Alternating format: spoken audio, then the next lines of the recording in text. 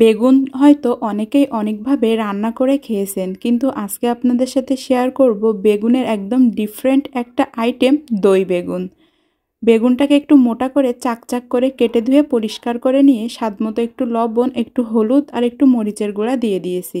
এখন এই লবণ হলুদ মরিচটাকে মাখিয়ে বেগুনটাকে রেস্টে রাখবো 5 থেকে 6 মিনিট।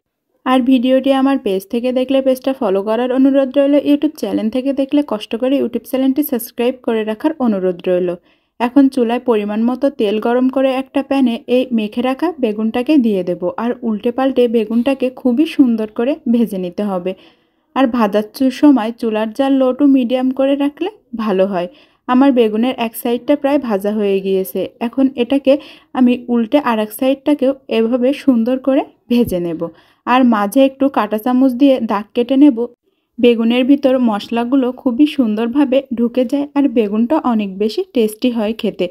আর আপনারা বিশ্বাস করেন, এই রেসিপিটা তৈরি করার পর বাসার সবাই তো রেসিপিটা খেয়ে একদম অবাক হয়ে গিয়েছে, এতটা বেশি সুস্বাদু হয়েছিল। এখন আর একটা প্যানে অল্প একটু তেল, পেঁয়াজ ও রসুন কুচি দিয়ে পেঁয়াজটাকে একদম বেরেস্তার মতো করে লাল লাল করে ভেজে নিতে হবে।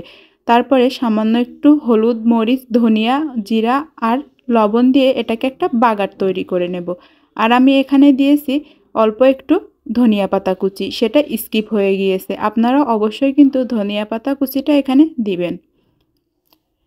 এখন আগে থেকে 1 কাপের মতো টক মিষ্টি দই আমি ফেটিয়ে রেখেছিলাম, এই দইয়ের উপরে ভেজে রাখা বেগুনটা দিয়ে দেব। আপনারা চাইলে টক দই এখানে দিতে পারেন। আমি এবার তৈরি করে রাখা বাগারটা এর ওপর গরম গরম ঢেলে দেব। ব্যাস, তৈরি হয়ে গেল মজাদার এবং রাজকীয় স্বাদের দই বেগুনের রেসিপি।